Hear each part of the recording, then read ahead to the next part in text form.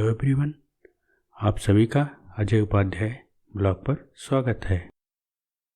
आज हम बात करेंगे एक ऐसे टॉपिक की जो बहुत ही इम्पोर्टेंट है, that is cyber crime. Cyber crime क्या है? ऐसा क्राइम जो इंटरनेट से होता है उसे हम साइबर क्राइम कहते हैं। हम लोग इस वीडियो में मेनली इससे कैसे बचा जा सकता है इसी टॉपिक पर बात करेंगे। ये सभी के लिए बहुत इम्पोर्टेंट टॉपिक है। पूरा वीडियो देखें और ऐसी ही जानकारी पाने के लिए चैनल को सब्सक्राइब करना ना भूलें।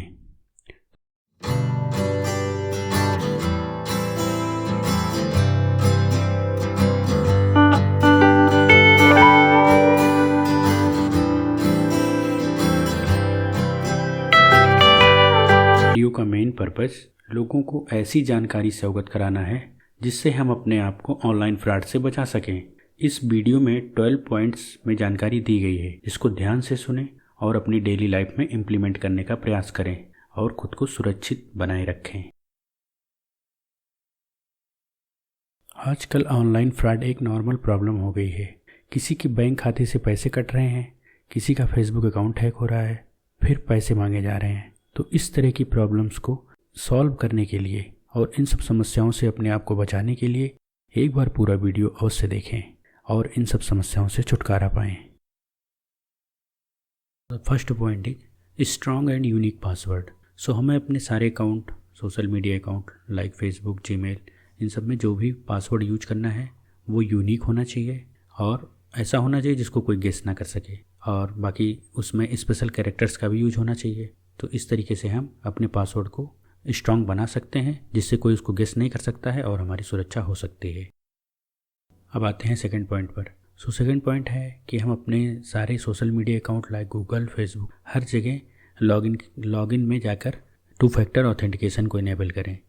2 फैक्टर ऑथेंटिकेशन में हम अपने सारे सोशल मीडिया अकाउंट में एक मोबाइल नंबर भी एंटर करते हैं। उस मोबाइल नंबर पर एक वेरिफिकेशन कोड आता है और वो कोड डालने के बाद ही लॉगिन होता है। मतलब अगर किसी को हमारा यूज़र आईडी और पासवर्ड मिल भी जाता है तो भी वो लॉगिन नहीं कर सकता है, क्योंकि उसमें एक extra factor mobile number add कर दिया गया है। इसे ज़रूर इनेबल करें।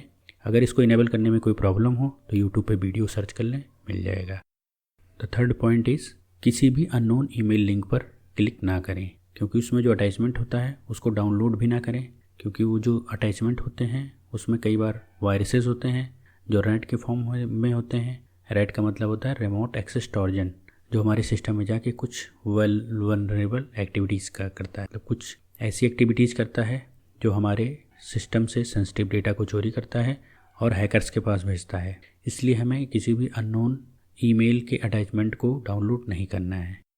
अपने बैंक अकाउंट में इंटरनेशनल ट्रांजैक्शन और डोमेस्टिक ट्रांजैक्शन के अंदर सारे ऑप्शंस को हमें ऑफ करके रखना है। जब भी हमें इन सब की ज़रूरत होगी हम मोबाइल एप्लीकेशन में जाकर इनको इनेबल कर लेंगे, अपना रिक्वायर्ड ट्रांजैक्शन कर लेंगे और उसके बाद फिर से ऑफ़ कर देंगे। इससे क्या होता है, इससे ये फ़ायदा है कि अगर मान लीजिए किसी भी तरीके से किसी को हमारा कार्ड मिल गया या कार्ड नंबर कहीं से गेस हो गया तो भी वो, और उसको पासवर्ड और पिन भी मिल गया, फिर भी वो ट्रांजैक्शन नहीं कर पाएगा, क्योंकि हमने उसको बैंक के एंड से ही ऑफ़ करके रखा हुआ है। तो ये बहुत ही ज़रूरी चीज़ है, इसको ज़रूर करें। बैंक का एप्लीकेशन अपने मोबाइल में सेव करके रखें, इंस्टॉल करके रखें, और जब भी हमें ट्रांजैक्शन की ज़रूरत हो फिंगरप्रिंट से इसको ऑन करके अपना रिक्वायर्ड काम करें और उसके बाद फिर से ऑफ़ कर दें। हमें फिंगरप्रिंट का यूज़ करना है, दैट इज़ मस्ट।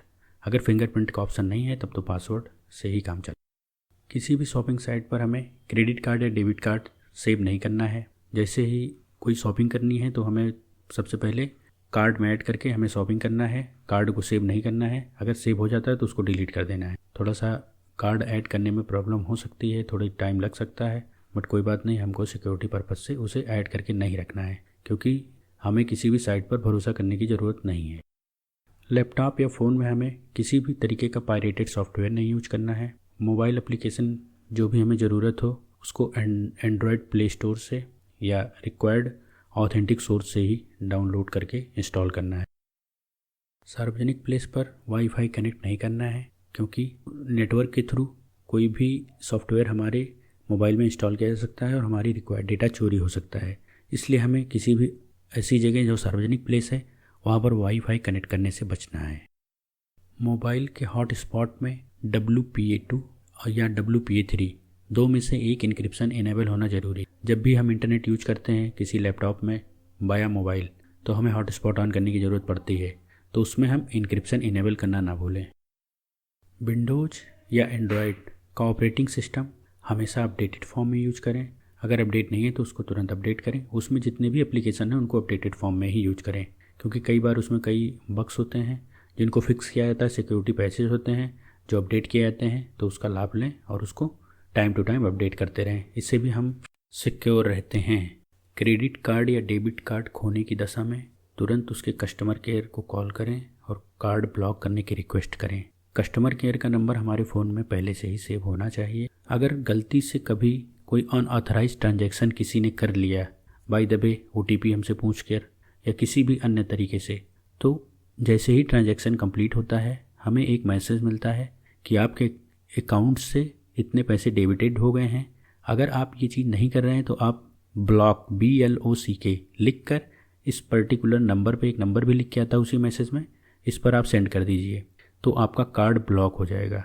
तो अगर मान लीजिए आप ये ट्रांजैक्शन नहीं कर रहे हैं या आपके खाते से कोई भी पैसा चोरी कर रहा है तो आप तुरंत BLOCK लिख कर उस पर्टिकुलर नंबर पर भेज दें। इससे क्या होगा, आपका कार्ड तुरंत ब्लॉक हो जाएगा और नेक्स्ट कोई भी ट्रांजैक्शन उससे नहीं हो पाएगा। और दूसरी चीज़, हमारे गवर्नमेंट ने एक सेवा शुरू की है cybercrimehelpline.org।